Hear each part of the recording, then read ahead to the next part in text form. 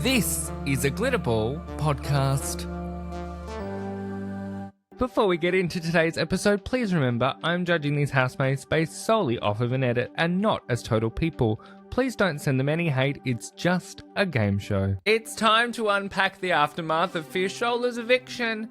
And we have a bunch of rule breakers. Plus, Big Brother gets devious with a fruit machine. And Jenny gets a phone call from home. We have a lot to get into.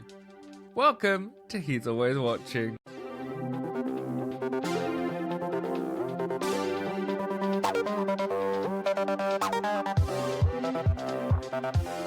From Glitterball, this is He's Always Watching, a Big Brother podcast.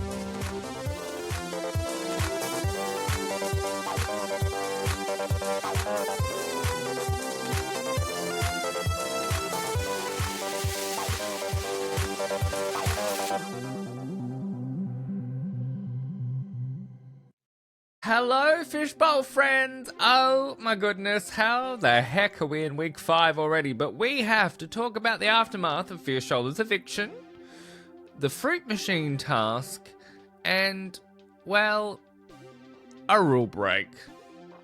Because for some reason, these housemates just can't follow the rules, can they? No, they can't. I don't understand how they are so incapable of following rules. It is not that difficult, but we'll get to that a little bit later on, because there's a couple of things I want to talk about before we get to our ad break in this front section of the show. Obviously, let's talk about the aftermath of Fiesola's eviction, because I think it did kind of shake the house up, to be honest. I feel like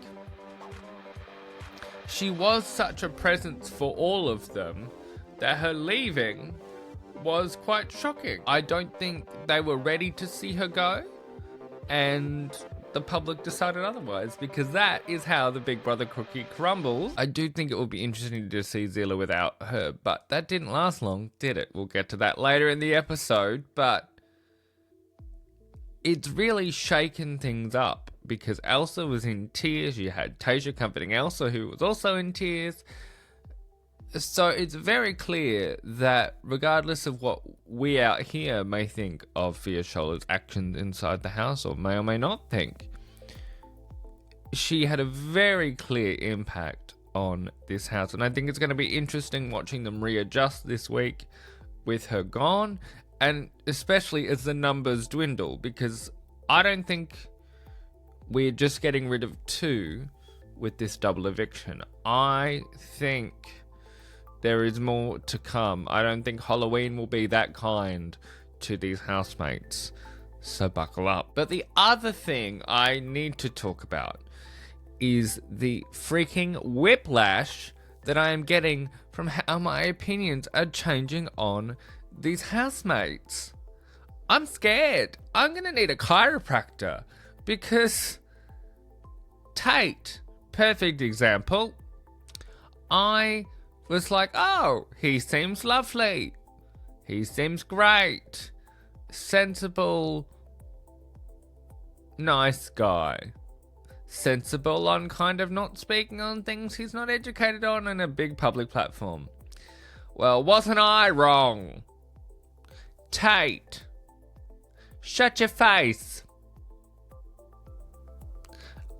Look, I don't want to say it, but I'm just going to say it. I'm just going to be brutally honest. I think he was scared of Fiesola confronting him about his opinions on Tommy Robertson. Now, to be fully transparent, I am not fully across the Tommy Robertson of it all. Different hemisphere. Sorry about it. But even I could tell by the reaction around him that this was a no. Especially with how Marcus was uncomfortable. You could see it all over his face.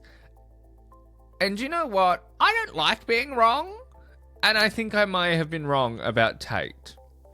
Now, that's not to say he is not a fully rounded, still nice guy, but obviously has some opinions that would rub people the wrong way on a public platform. And now when you have lost one of the people that would confront you and kind of put your feet to the fire, or not even put your feet to the fire, but force you to have a actual conversation about this, now you decide that you want to pipe up? I know I said, I love that I'm crossing my arms as I say this. I know that I said Fiashola and her saying everything is political, everything doesn't need to be political. But one thing I have to give her credit for is that she wasn't afraid of the serious discussions, as much as, given that seemed to be the only setting of her that we saw for like 90% of her time, it did get boring. You know, she was not afraid to have the serious conversations, which is great. Is that what I want to watch all the time in the house? No, but you guys know that by now. But it's a little cowardly to suddenly decide that you're comfortable to express your opinions now that the one that would hold your feet to the fire the most. Because to be honest, even Zila didn't really hold him to that much account.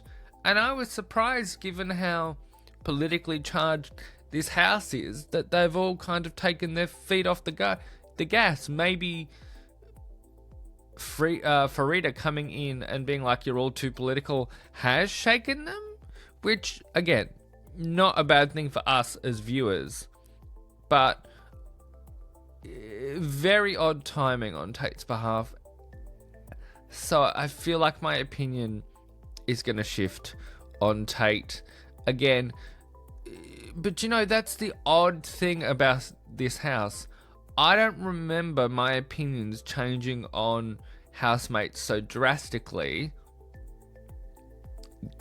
in either of the last 2 years. We're seeing a very defined version of each housemate, because why are things coming out of the woodwork like this in week 5?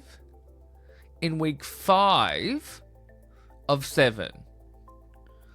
Either our housemates are becoming more guarded with what they're presenting, which I don't think is great either. I do understand it because online is online, but like, we're in week 5. I should have not concrete opinions on these housemates by any means, because I'm open for everybody to shift. But I don't think I should be sort of handling these shocks and kind of reevaluating housemates this drastically this far down the line. The other one who is the kind of opposite of this, which I'm really surprised by, I mean, maybe she saw what happened with George and was like, you know what, I'm just going to shut up, is Emily. She's kind of faded into the background. I thought she was going to be this kind of loud, kind of bombastic thing, and maybe the George effect of it all made her just go, you know what, I'm just going to sit here and gain the followers and not say anything much at all. Because Emily, my dear, you are being the definition of a wallpaper housemate right now. There ain't nothing to you, love.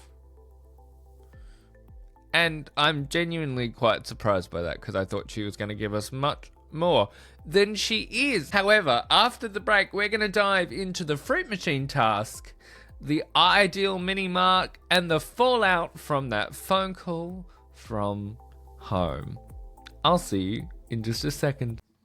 Welcome back. It's time to get tasky with it as we talk about the fruit machine task. I gotta point out the one question I really loved in this game, and that was the housemate most likely to hold a grudge, and Caroline being like, I don't hold a grudge.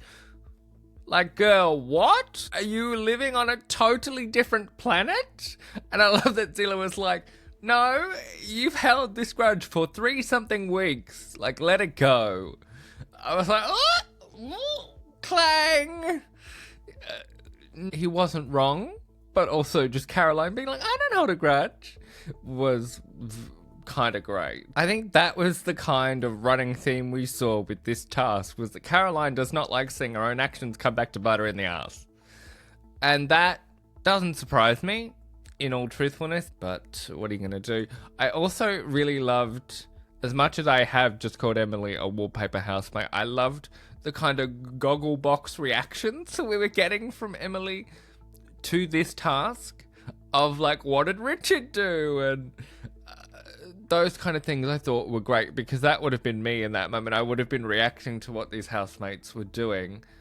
I also loved that Farida clapped back at Caroline saying she gets stuck up a mountain. That, to me, was spectacular, because she's like, I love mountain climbing.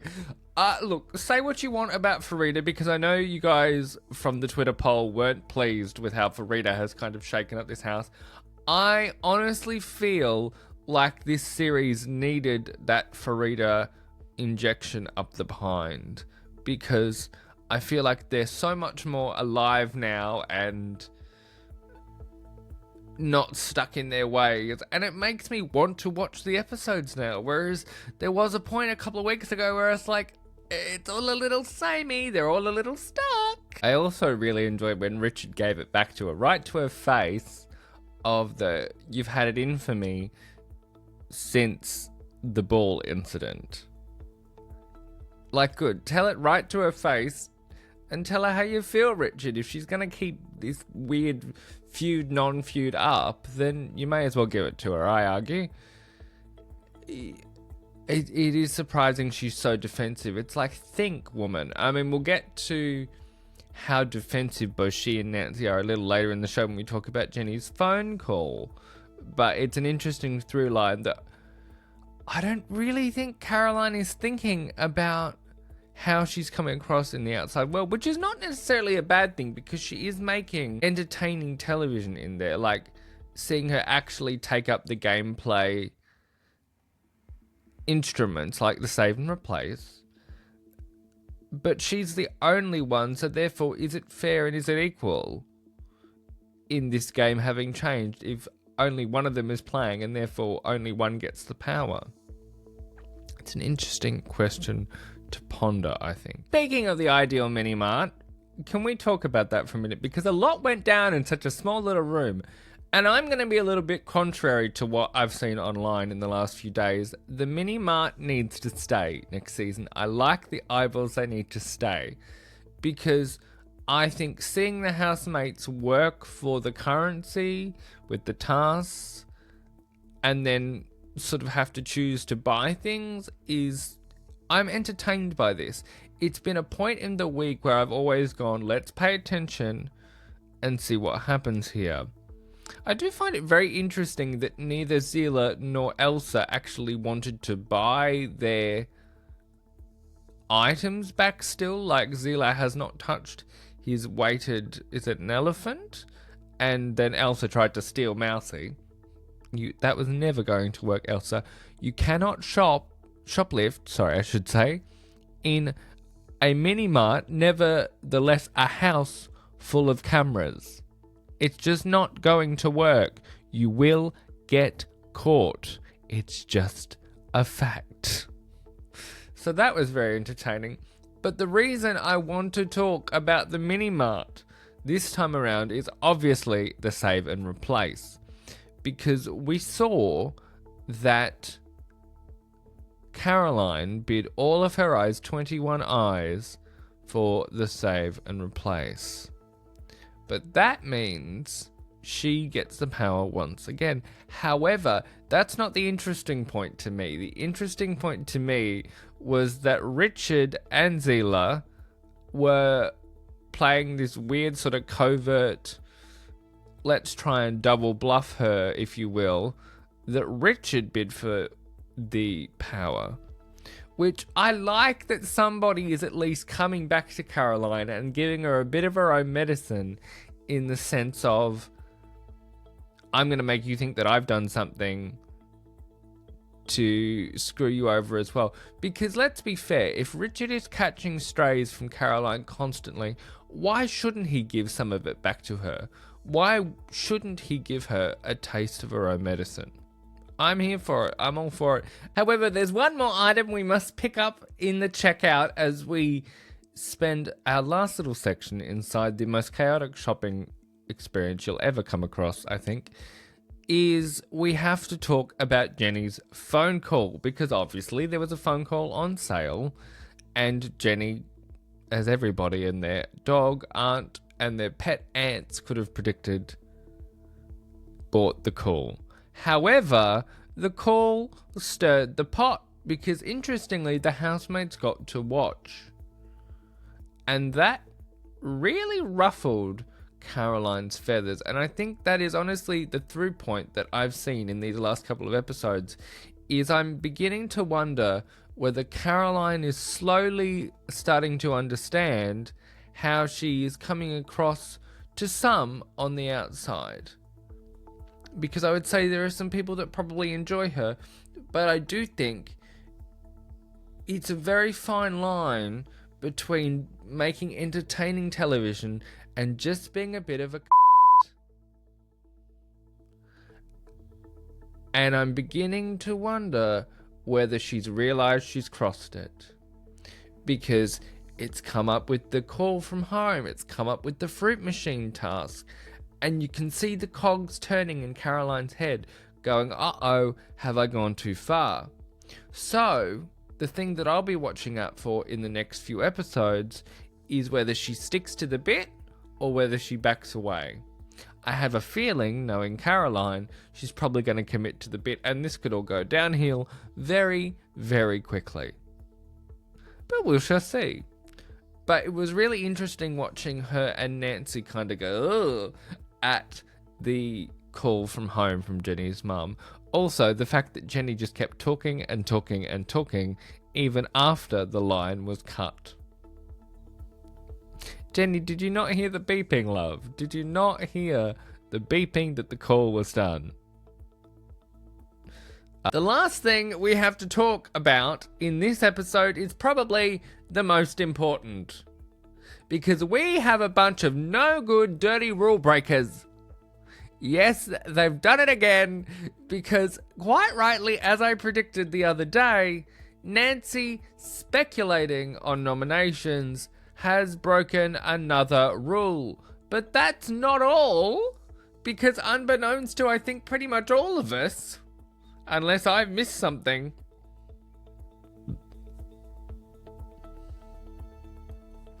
we had a no-good jam thief. Zilla was hiding illegal jam. And therefore ended up with potentially my favourite punishment of the entire season so far. Having to spend hours with his hands in giant jam jars. Well done, task team, well done. This was brilliant. Absolutely brilliant. I loved this. This was great. Although it leads us to another point, which we'll come back to maybe in our next episode, because you know what? I don't think I can face it right now, so we're probably going to come back to it in our next episode. You know what I'm talking about. I'm talking about Zilla and Sam. Just give me a goddamn break. There does not need to be some sort of romantic dalliance in every fucking episode. There doesn't. I'm sorry, it's boring. Okay, so back to our no good dirty rule breakers. The thing that I don't understand with this bunch of housemates is why they so happily, easily break the rules. We saw it with the pizza party, everybody eating the leftover pizza when that was not allowed. They just don't care. And if that doesn't show Big Brother that Big Brother needs to get tougher with the punishments, turning off the hot water for a day is obviously not a deterrent. You need to be tougher, Big Brother, because otherwise these housemates are not going to learn, and I would dare say next seasons are probably just going to be as belligerent. You need to be harder on these housemates with the punishments, because it's not okay. You can't set rules for a show and then just be like, you've broken them, it's fine. You're saying it's a fundamental rule when they talk about nominations, yet these punishments aren't enough of a deterrent to shut them up. So you either need to build a proper jail in the house or something. Like, something, Big Brother. Anything is better than this. Because I don't think we've had a house collectively break the rules as much as we have this season. And I do not understand it for the life of me. You all get told the same rules when you go in, I'm sure. Yet somehow, this lot have just gone, rules? Pfft, we don't care. And you can't even scare them with basic rations. So you gotta do something, Big Brother, because this ain't good enough. Put them immediately up for eviction if they break the rules again. You're gonna have to get tougher if you want them to play along. I mean, it's probably too late now, given that we're, 4-5 weeks in? Like, you've only got 2 weeks left. I don't know they're actually gonna care at all, full stop now. So, it's a little unfortunate, I think. But there you go. That is your catch-up of the last few days inside Britain's most famous house. As always, thank you for joining me. If you've enjoyed this episode, please give it a 5-star rating, whatever podcasting app you're listening to it on. And you can also vote in the polls over on Twitter at @WeAreGlitterball. And on Instagram and Threads, we are at He's Always Watching Pod. I will see you very, very soon for another dose of house action from inside that very famous house, where I'm sure somebody will probably break the bloody rules again. But in the meantime, remember, Big Brother's not the only one who's always watching. I'll see you soon.